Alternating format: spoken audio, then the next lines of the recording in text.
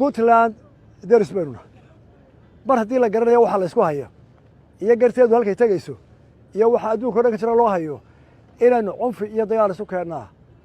waxay ila tahay waa nacasnimo mar walba ninka xamar kursiga maalintaa fadhiistaa ilaa uu dab ku ooga somaliland oo colaad ka abuuro salligi maayo assalaamu calaykum waraxmat ullaahi wabarakaatu aad iyo aad bay iyay noo farax gelinaysaa oo sharaf noo tahay aniga iyo waftiga socdaa inaannu soo gaadhno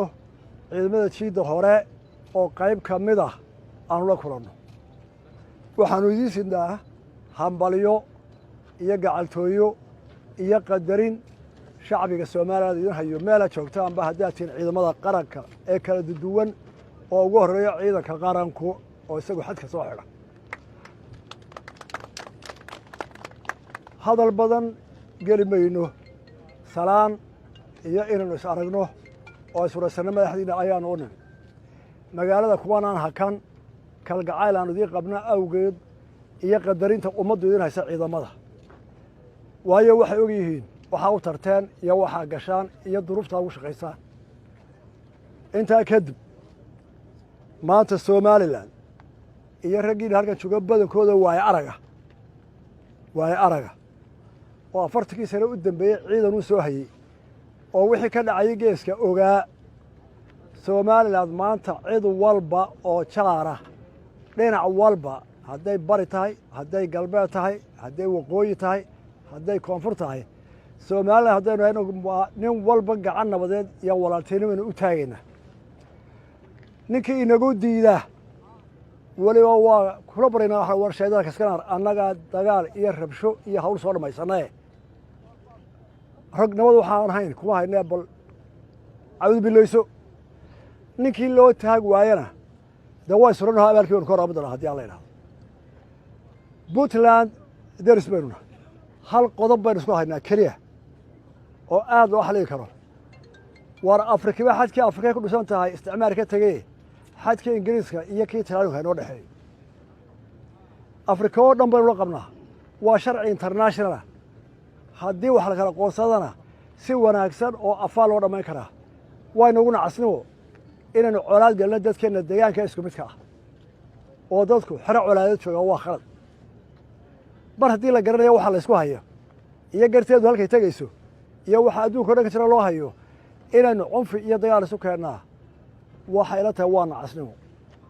innagu mowqifkaasaynu taagannahy labadeennaba dhibaatooyin waaweyn oo inaynu ka wada shaqayno oo ina haystaa jira waxaynu ka simannahay cimilada isbeddeshay abaaraha waa ka simannahay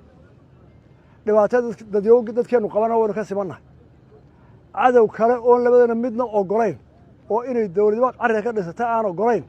oo wax walba baabiinayaana waa jiraa waa u simannahay markaa farriintan u dirnaa waxaa weeye war annagu cidna duulaan kuma nihin waxaynu isu dilaana oonu idinku soo duulaana annagu ma garayno uma soconno laakiin xadkii isticmaalka qaybiya afrika o dhan ay ka mid tahay ayuun baan leenahay noo jooga inagoo walaala aan wada shaqayno farriintaasaan u diraya walaaladeenna puntland kuwa ka sheegay somaaliya o dhan intaasaan u diraya laakiin waxay dhibaata ka dhacday mar walba ninka xamar kursiga maalintaa fadhiistaa ilaa uu dab ku ooga somaliland oo colaad ka abuuro salligi maayo kuwii hore aanu ogeyn xasan sheekhna shalay wixii uu ku hadlay waa wada maqasheen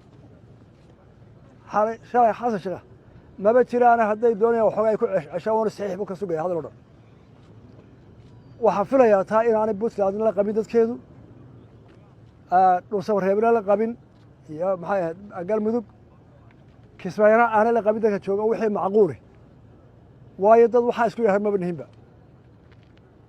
taana halkaa u dhaafi maayo ninkaa hadalkiisa nin meel ka dhacay oo fidmo abuuri manu qabaaye waxaan leehay war taasi socon maysa wax kala keen intaasina waa iga war guud dalku waa nabad idinkaana nabadda keli iyo ciidamada kale ummadduna waa idinku mahadnaqaysaa dhibtaa qabtaan ay dadku dheefsanayaan haddii daaro dhaadheere quruxda la dhistay haddii shirkada bilyaneerhaa la sameeyey haddii jaamacada la abuuray